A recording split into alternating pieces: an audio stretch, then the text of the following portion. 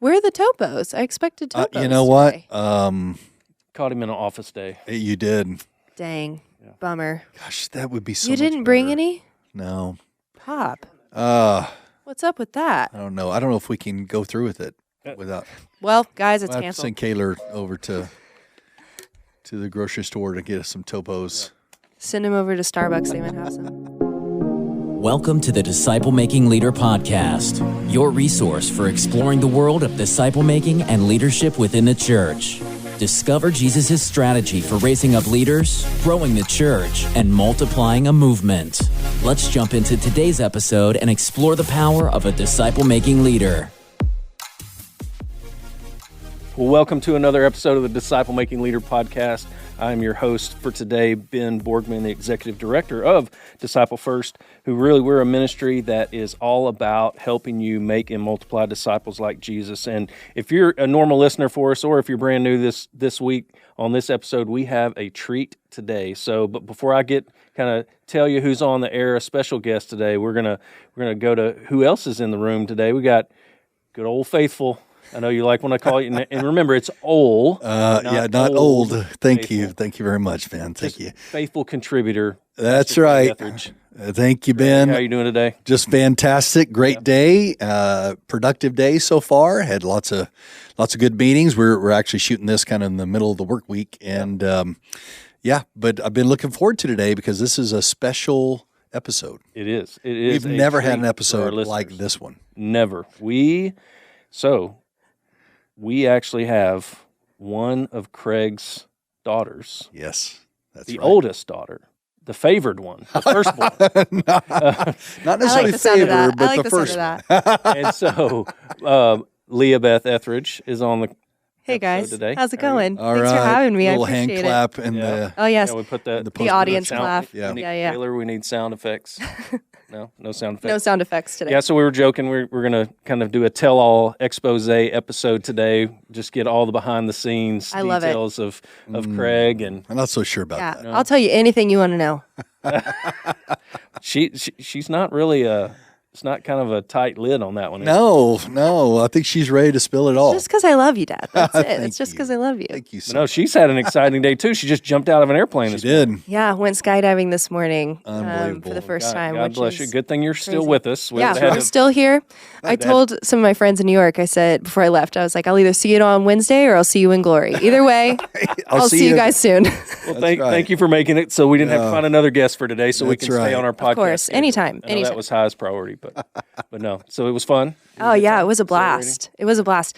I was terrified, obviously. Yeah, I can You're jumping out of an airplane. And when that door opens at 14,000 feet, that was very scary. But I've struggled with fear kind of my whole life. Wow. And the Lord has taught me through many different avenues to conquer fear. And so I really felt like this was another opportunity for me to do that. So one of my best friends, she is a huge Tom Cruise fan. And so she had on her bucket list to jump out of an airplane. And we had an opportunity and we seized it. So yeah, it was really play fun. like Mission Impossible music before you jumped out? Or No, That would've but been great. I know we should have to hype ourselves up. That's for sure. But as soon as we landed, I gave her a hug and said, Tom would be proud. No doubt. That's great. It's a good way to Oh, conquer that's your so good. fears. But Yeah, that's right. so it is a treat today. We're joking around, but it is a treat today to have you on because Leah Beth serves in a very special, unique area in New York City. We'll have her tell kind of how she ended up in New York City, but she's been there for years ministering and just a great disciple-making leader, and just really God using her in a unique context and a unique way to serve a community there in New York City. So excited to have you on today. Yeah, I'm super excited to be here, you guys.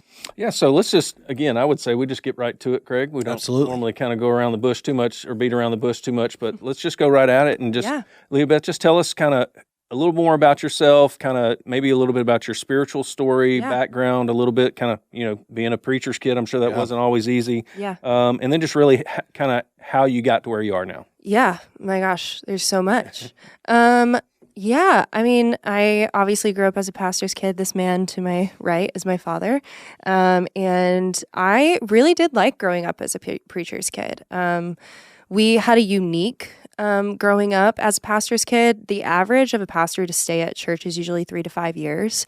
But we were lucky enough to stay at a church first in Oklahoma for, how long was that, Dad? About 11 years. Yeah, almost, I was about to say 10, 11 years. Yep. And then from there, when I was in 7th grade, we moved here back to Texas for my parents and Texas for me. And I did all of my middle school and high school and even into college. I went to Baylor University, Sick 'em Bears, for musical theater. I have my BFA in musical theater performance from there. And I really enjoyed being a pastor's kid. I accepted Christ at 7. This is a fun little story. If anybody knows Bible Man, all of you listeners, if you grew up in the church at all in the 90s you're 2000, early 2000s, I was a huge superhero fan even as a kid. And I was watching Bible Man one day, and the episode was The Thief of Joy.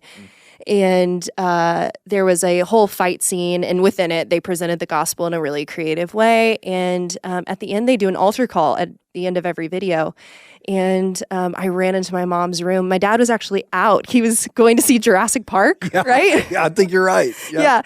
And I ran into my mom's room, and I was like, I need to accept Jesus right now. And she was like, really? Don't you want to wait till Dad gets home? I said, no, I want to do it right now. Yes. And so my mom led me to Christ there, and that was really sweet. And I do really believe that that's when I gave my life over to Jesus, was at 7.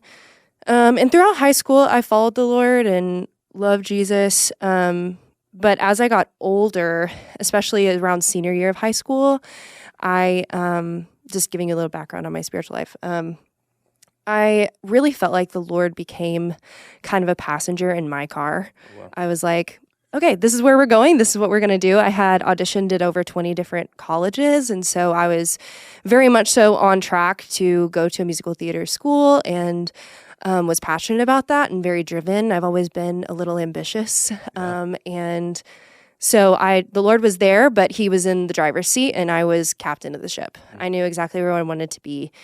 And then my senior year of high school, I got a scholarship to Baylor, was on top of the world. And then a family friend of ours, their son was killed in a car accident my senior year of high school. And that really, really rocked my spiritual world. I did what I like to call the Thomas gamble or the Thomas deal with God, where I was like, I really just felt like God was there, but he wasn't good. And if he was good, he certainly didn't care about me. And so I made this deal with the Lord where I was like, okay, Lord, you're either going to show up or you don't care about me, like Thomas did.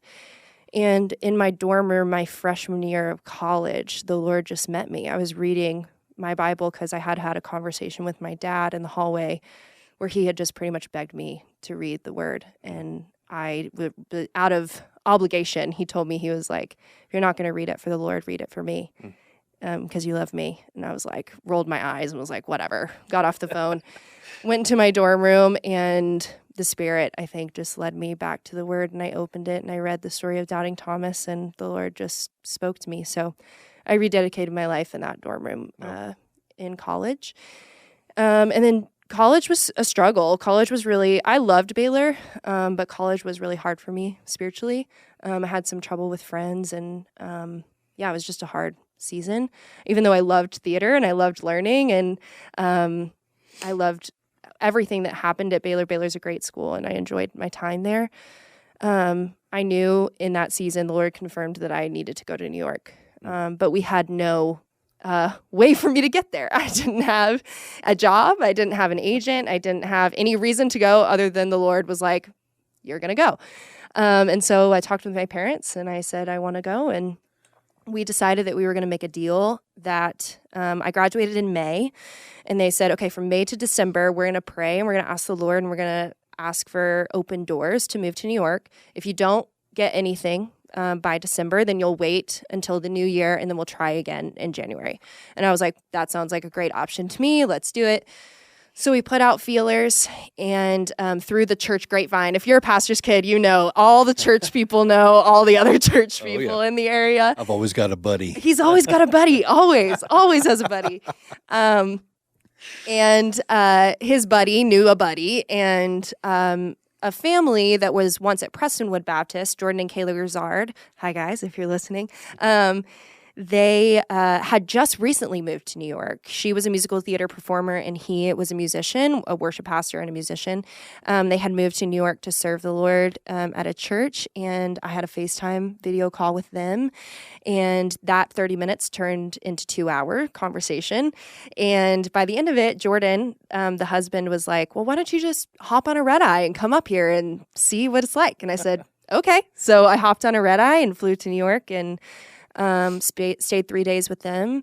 And then at the end of those 3 days, Kayla, the wife, came into the room I was staying in and said, we feel like the Lord has told us that you need to be our live-in nanny. So you have a room here if you want it. So I came home, graduated in May, and was in New York in October. So that's a little like overview of kind of my story getting to New York, and a little bit of my spiritual history. But yeah. And you were living in a old hotel. Yes. That was kind of converted. It was owned by a church. Yes. Real fascinating. Yeah. Calvary Baptist Church there owned this hotel, and they kind of knocked some walls out and kind of created it as a little apartment for some of the church employees, because Jordan was working as a worship pastor there. And so anyway, it was just really interesting. Got some crazy stories. Yeah, but right across the street from Carnegie Hall. Yeah, literally across the street. You could look out my window and see Carnegie Hall, which is insane because this converted hotel was not very nice at all. And yet we were on Billionaire Row. So you walk less than half a block over to the left and you're on Fifth Avenue where Trump Tower is and all these billionaires live. And so it was kind of crazy to live in this little rundown place on Billionaire Row. Right in the heart of the city, and right in the heart of everything. So Yeah. it was quite an adventure. Yeah. Just coming out of Baylor. Yeah, and I loved it. I mean, I immediately loved the city.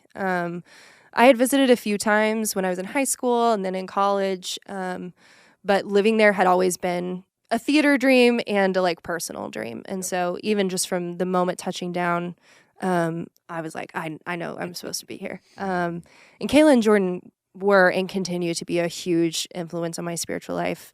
Kayla really took me under her wing living with them, and she taught me how to teach, which was a big deal. She discipled me a lot while I was with them.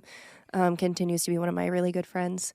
So it was a really sweet time. So when you think about discipleship influences in your life, she is a huge person. Yeah, she is. That really spoke into you and invested into you. Mm-hmm. Was that a formal thing or was that a informal?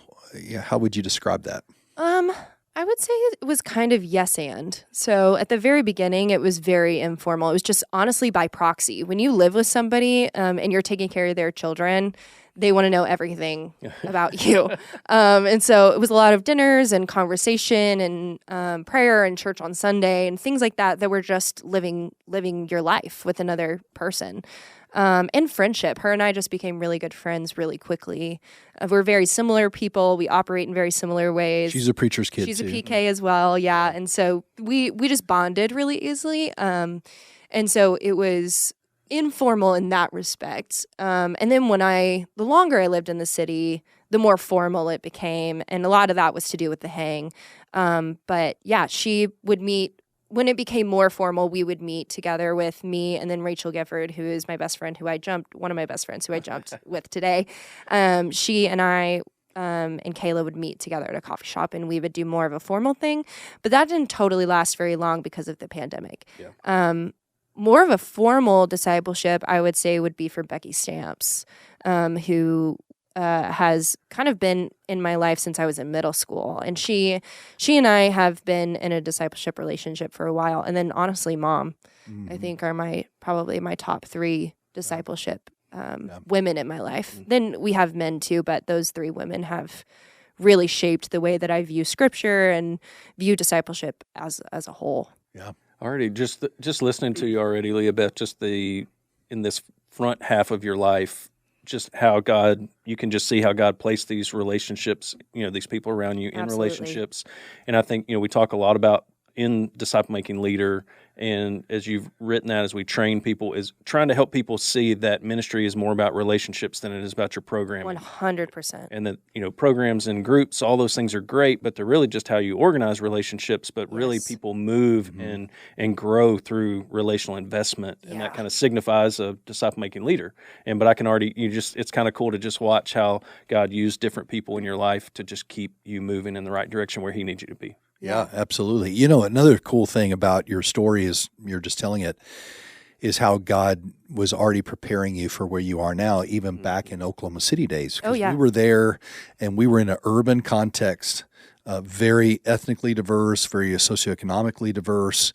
And so that you just grew up around that, that was very common for you. That was your life. Yeah. And so I can see even how that God used that to prepare you to be in the city in an urban context, very, very diverse population, and feel very comfortable there. Oh, yeah. Yeah.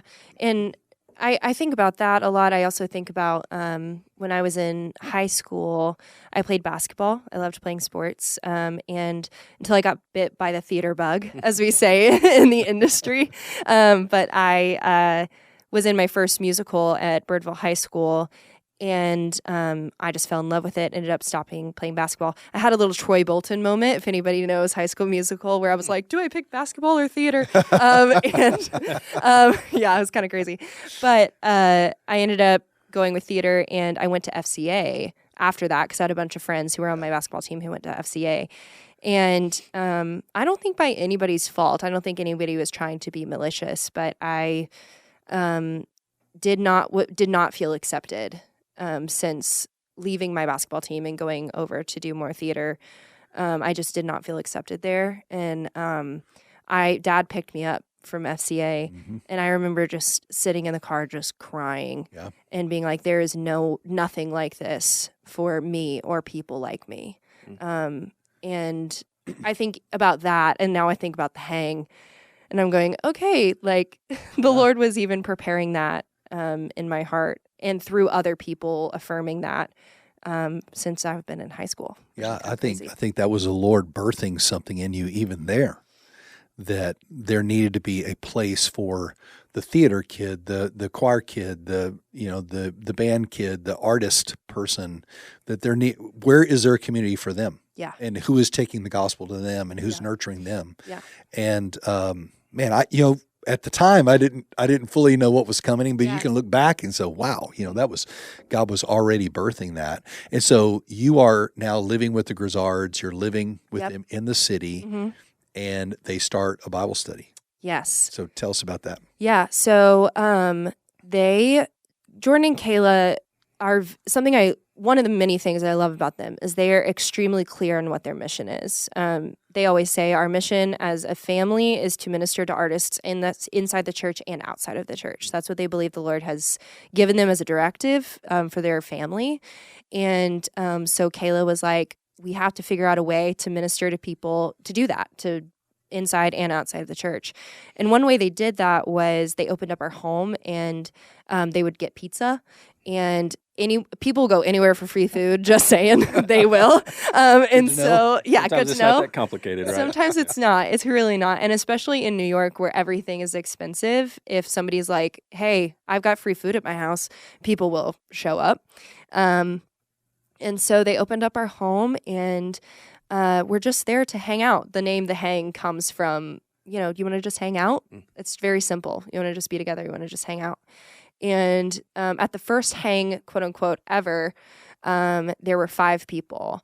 Now, the crazy thing about that is the hang never was supposed to be a thing. It was intended to be a thing. It was never intended to be an official organization or a ministry or anything. It was just opening up somebody's home to speak into artists and love them and encourage them toward Christ-likeness. It never was supposed to be anything more than that, at least in Kayla's mind, and then eventually in mine as I continued to live with them. But that group of 5 told their friends who told their friends, and people just started, I say it a lot like it was like living in Acts, where people literally that we had no idea where they came from or who they were knocked on our front door and were like, hi, so-and-so and so-and-so told me that there's a group of Christian artists here. Can we come in? And that group of 5 turned to 10, which turned to 20, which turned to 25, which turned to 30. And by that point, we're going, we can't keep all these people in our apartment. And The apartment was very small. yeah, it was very small. Very small. And the Lord just confirmed to Kayla that this needed to be an official ministry. So she ended up taking the ministry through all the official, 501c3 things and everything to make it a ministry. And her and Jordan actually shifted into raising funds to do this as their full-time job. Wow. And I was there during that whole transition and learning from Kayla and watching that develop. And that's where I got all of my very best friends in the world was from that. And one thing we prayed for when I moved to the city was community, and the Lord provided that in droves with these people. And so, yeah, it was that whole transition up until right up until the pandemic. We were eventually running around between 80, at the low end 70, at the high end 90 artists in New York City in a basement on the Upper West Side. Wow. And that was a pretty crazy time for sure. Very crazy time. Yeah, we got to visit during that time at the beginning, or towards right, because it was, I think, 2019 when we went. We were doing some training with North American Mission That's Board. right. We were able to go to like a Wednesday night thing or something. Yeah. Down in that basement. Man, and it was fun time, exciting time, watching the ministry grow. And then the pandemic hits. Yes, it does. And you stayed in New York City all the way through this. Yeah, I did. So what happens to the Hang, and what happens to you and to all the artists there? Yeah. Well, what happened is our industry shut down. So we were the first to shut down and the last to open. And artists fled. They really did. Wow. The city vacated. Within a week, it felt like, I'm not trying to be dramatic, it really did feel like an episode, like I Am Legend. Like it felt like a ghost town. Wow. Evan Bertram, who's one of my other very best friends, Rachel Gifford, me, and then our friend Celeste, we walked the entire length of Manhattan during the pandemic. Started at 207th Street and walked all the way down to the Statue of Liberty. It's 13.5 miles. And during that time, you could walk down the center of Times Square and not see a human. Really? It was unreal. Oh, wow. All the lights dark, the theater's doors locked with signs that say, be back in a week. This is like, it felt like being in an apocalypse. It really did. The people who stayed would gather as much as we could in Central Park or outdoors, sitting on stoops and things like that to try to see each other. And Kayla and Jordan over that time decided to move their girls out of the city and away, which was the right decision for them. And I think that was a really good call. They're living in Arkansas now and thriving, and it's awesome. But that put the Hang in a very precarious situation.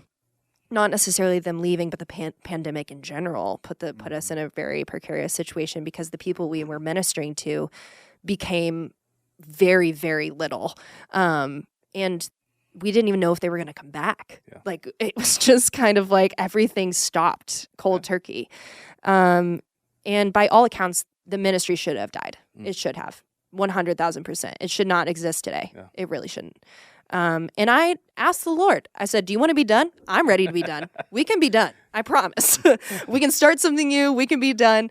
And the Lord was very persistent on no. And over that period of time, a lot of our professional and social events that we do turned into meeting together at the park. We had Bible study in Central Park, which was kind of crazy.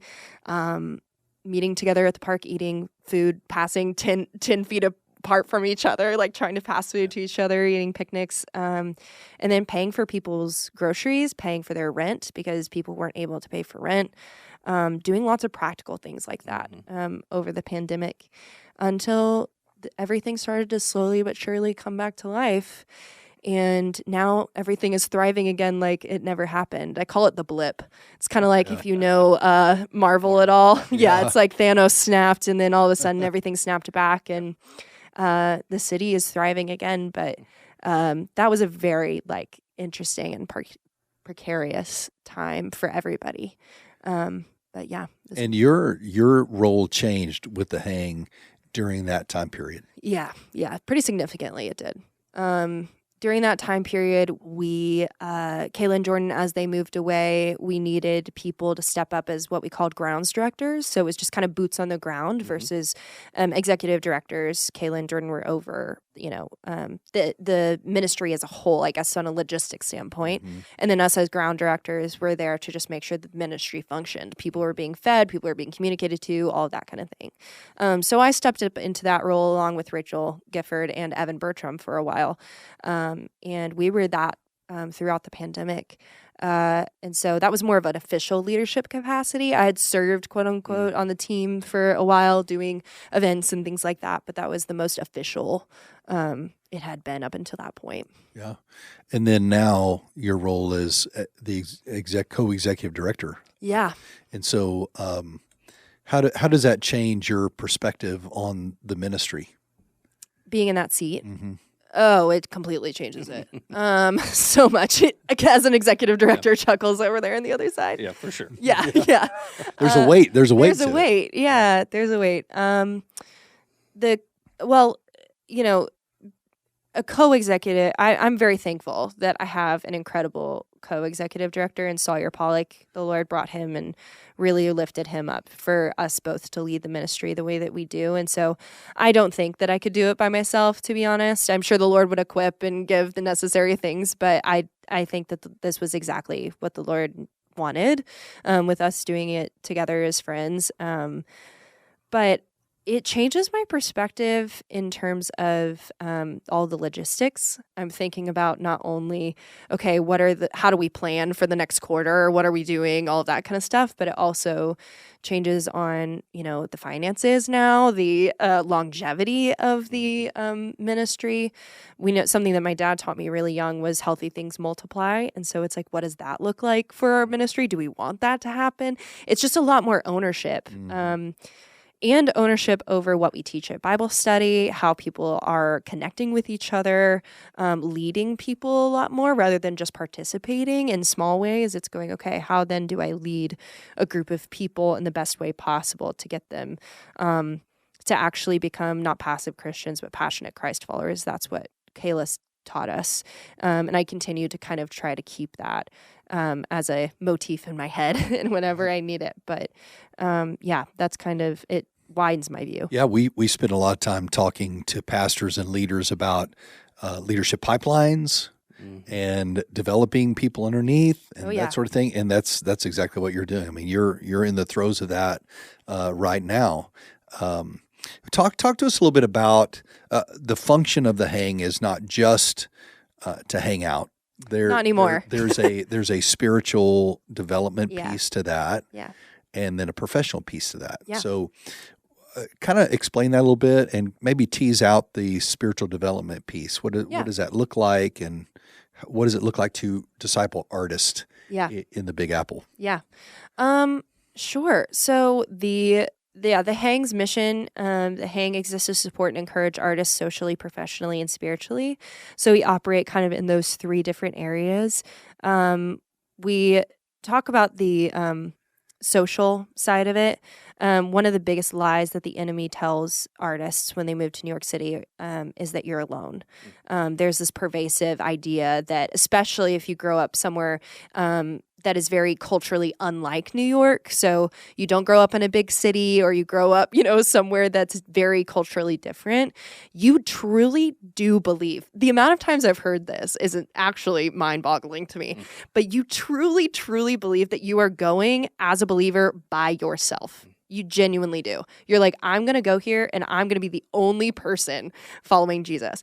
Now, when you think about that logically, there are 4.8 million people, or even more than that. I know that statistic is wrong, but millions of people on an island in New York City. Surely there will be more Christ followers. And there are, let me tell you, there are people there who are sold out for Jesus and are drawing people to himself every single day. But that's a lie of the enemy that is pervasive to, I believe, keep people away. I genuinely do. I think he's going, you're going to be alone, so don't come here. Yeah. Leave me to my domain and you stay out. That's kind of the smoke screen that's being presented. And so we decided that, as a ministry, a way we can combat that lie is by offering people opportunities to connect with each other socially and actually see, oh man, the next time I'm in an audition room, I know 5 people in here who know Jesus. That's insane. Okay, cool. Now I don't have to hide. I know that I can be completely and totally, my identity is found in the Lord, so I don't have to hide anything when I walk into a room. And so that's the social side of it. We do small things. That's the kind of hanging out portion. We do social things like we're going to go to the beach for the day, or we're going to go to Central Park, or we're going to whatever. But that's also an easy in for people who've maybe been hurt by the church or have questions or problems. It's a really easy in. It's really light lift, hey, just come and meet people who are in the industry. It's very, very simple. We've seen the Lord move through that really in cool ways. And then the other side, or the second one, is professional. So professionalism within the industry or within the ministry, we really do believe that as people who are artists, one of the first things I taught about this with Sawyer at Bible study last Monday was about God being a creative God and the way that he operates and us being created in his image. Then what does that look like as a creative? How does that influence our identity? How do we operate within that, within the culture, within the world? And what does that look like in our spiritual life? And so because of that, we operate in both the professional and the spiritual together. If you cut off one side, then all of a sudden part of your ministry disintegrates. I, as a person, yes, I'm an executive director of the Hang, but I also am actively pursuing my own creative endeavors. I'm a director. I have a production company with Rachel Gifford. We're producing, I have a musical theater performance degree, so I'm still pursuing that. So I think that is really important to be able to continue to be in the industry and not just stand on the outside, but actually to be into it and develop as a creative. My dad brought to mind the story of Bezalel in the Word, where God actually gifts him with creative gifts to be able to glorify the Lord. And so that's another lie that we come against, is this idea that your creativity, your artistry, and your faith in Jesus cannot coexist at the same time. They have to be separate. And that's not true. You can do both, and you can do excellent. You can be excellent in both. And that's actually what the Lord wants, is for you to be fully into all of these things, into those things. So that's kind of the professional side. We offer free professional opportunities with Broadway professionals and local artists who are able to create and help our people develop in excellence in that way. And then the final side of it, and the most important side, is the spiritual one. So we have Bible studies every other Monday at a place called Hepzibah House on the Upper West Side in New York. It's an incredible ministry. Penny Morgan is incredible, and we love her very much. Her and her husband, Andy, are huge supporters of the Hang, and we love them. But we've been having Bible study there every other Monday, and we've seen, as my friend Caleb likes to say, we've seen people go from death to life in that Bible study, slowly but surely. It is almost never immediate, ever. It is almost always over time, months, if not years, of physically watching somebody change in front of your eyes through love, community, discipleship, and time in the Word. And so those are kind of the 3 areas. Did you want to, what specifically about the spiritual? Well, since we're talking about, disciple making leader, just what are some of the challenges to discipling someone in the city, and maybe challenges to discipling artists? What does that look like from a ministry standpoint? I mean, we've heard now how that looked like in your life, but how does it look now in the Hang? How do you disciple and help people grow spiritually? Yeah. New York is a completely different culture. It's completely different. Mm-hmm.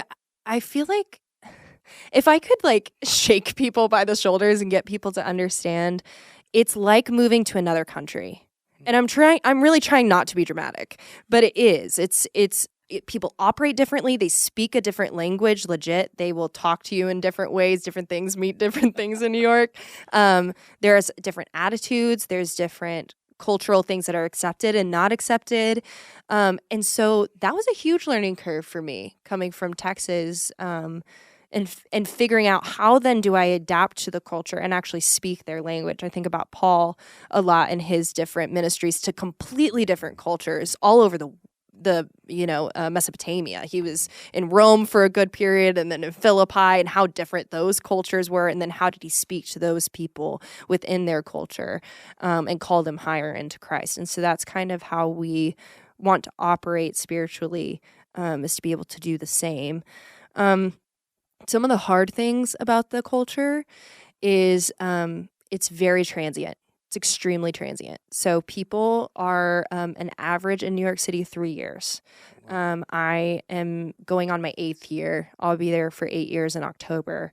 But because of that, people are gone for long periods of time, especially in our industry. So I mentioned Evan Bertram, her and her husband Jackson were on the national tour of My Fair Lady for 10 months. I have another friend who just left on the national tour of 6. She'll be gone for 10 months. So there's this in and out sort of thing that's happening continually. There's a continual turnover of people. So that can be hard. That can be hard to build relationships. That can be hard to experience, tangible spiritual growth in people. But I also think the transient nature, also the culture and the clear divide of either you are a full believer in Jesus or you are not at all. Yeah. The light and the dark are extremely clear. Because of that, it actually creates a pretty pressure cooker of spiritual growth. It's kind of like when you're in, you're 100% in, because you don't know how long you'll have to be with the people. And you also are going, okay, I'm looking and I see very dark and I see very light and I've chosen light, so I'm in. So those are both kind of good and bad things, I guess. Those are kind of the good parts and the hard parts about being in the city. With girls or with women that I've discipled in New York, I think that the time and commitment that it takes to meet every single week together to read scripture it's a hard one. It's hard because time is money in New York. It takes me an hour and a half to get to my boxing class that I take every week.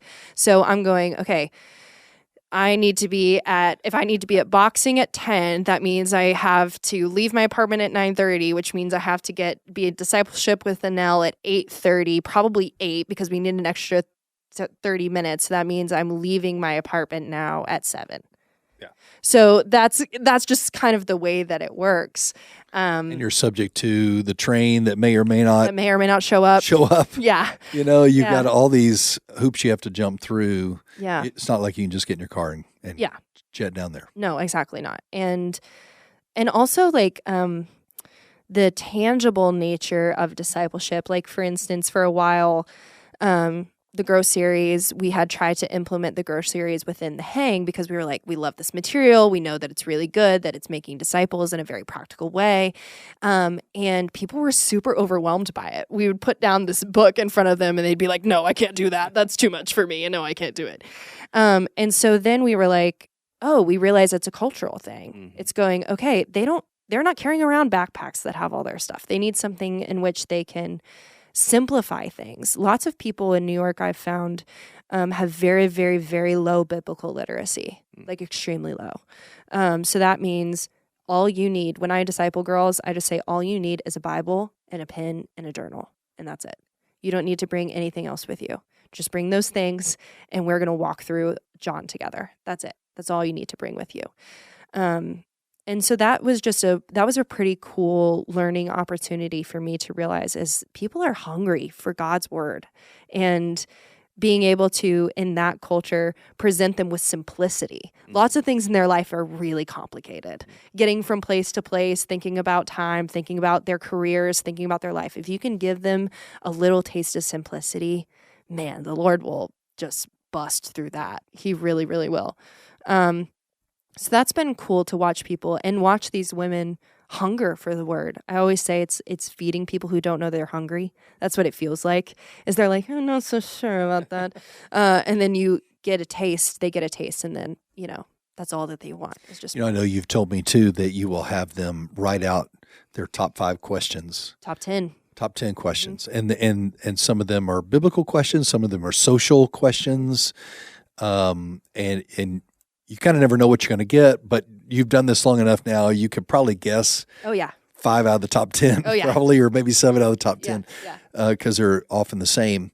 And then you help them address these questions because those tend to be roadblocks to them moving forward spiritually. Absolutely. Yeah, those questions are almost always the same. It's so funny. I've discipled a good amount of girls now and continue to, and I love it. But the questions are almost always the same.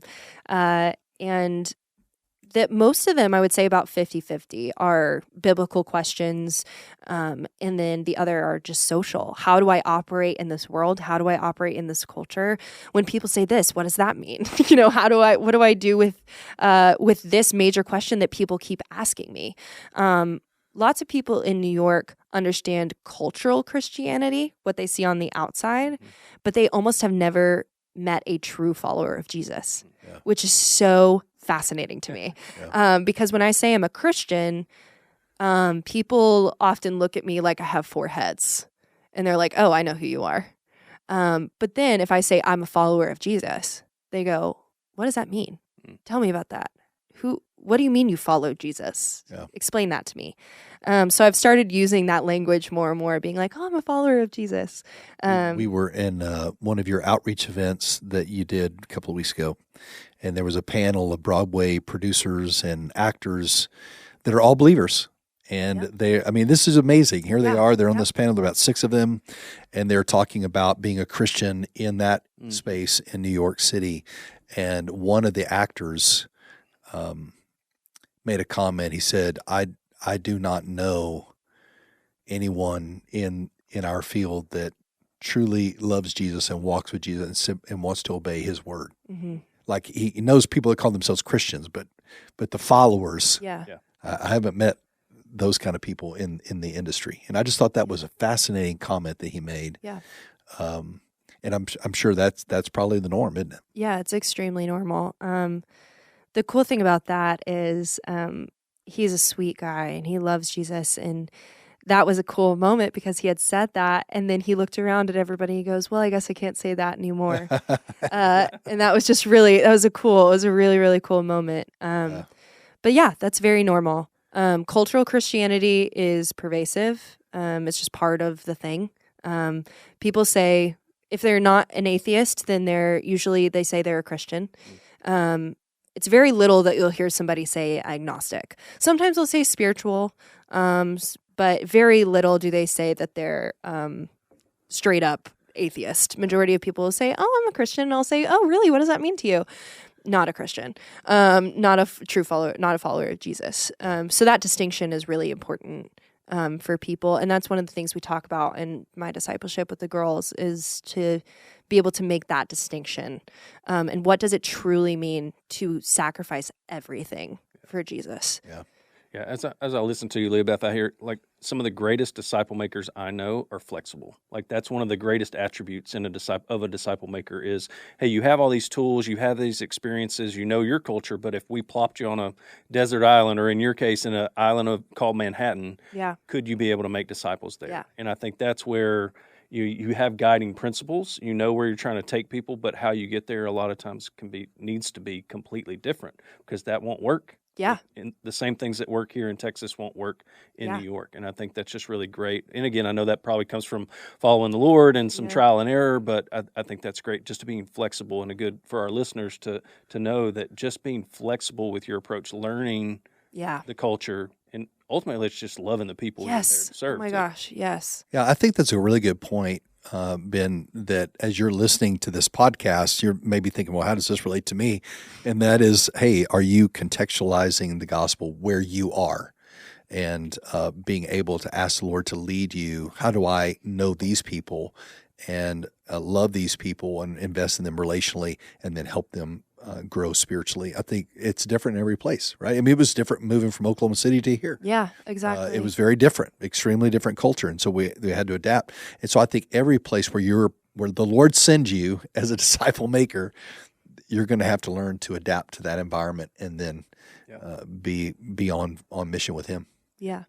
So as we kind of move towards the end of our conversation, Leah Beth, what would you tell a listener that maybe is serving in a hard place, and maybe they're disappointed, maybe they're frustrated. If you were having a face-to-face conversation, what would you do? What would you say to them? Oh my gosh. One of the number one tools of the enemy is discouragement. It really is. Priscilla Schreier has this quote where she says, if the enemy cannot have your soul, he will make you ineffective for the gospel. And I really do think that discouragement was one of the biggest tools that the enemy uses. Keep going. Yeah. Something my dad actually told me not too long ago is he said, he quoted Matthew 11 to me, where Jesus is talking about the workers of the field, and he says, it is still day. And that's kind of been a charge recently that has really encouraged me is it is still day. There is still time. The Lord is with you. The Lord is for you. He is working on your behalf. He goes before you. So trust that. Trust it in the hard, in the moments in which it feels impossible. Keep going, because discouragement will only lead to more discouragement, and then eventually it'll lead to despair, and then it will lead you away from the Lord. Yeah. So cling on to Him, run to Him. The Lord says, come to me, all who are weary and heavy laden, and I will give you rest. It is just recently that I'm learning now as a 30-year-old woman what it really means to rest with the Lord, because I am a doer. I'm like, I would much rather do and feel accomplished and feel good about what I've done, and then be like, look, Lord, now do you love me? Now do I have your approval? Look at all the things I did for you. But that's not what is most important. What's important is intimacy with the Lord and being with Him, and He will encourage your heart. He will bring you out of that discouragement. So if you're feeling discouraged, read Psalm 139. I read that almost every day. The Lord knows you. The Lord sees you, and He is with you. He's for you.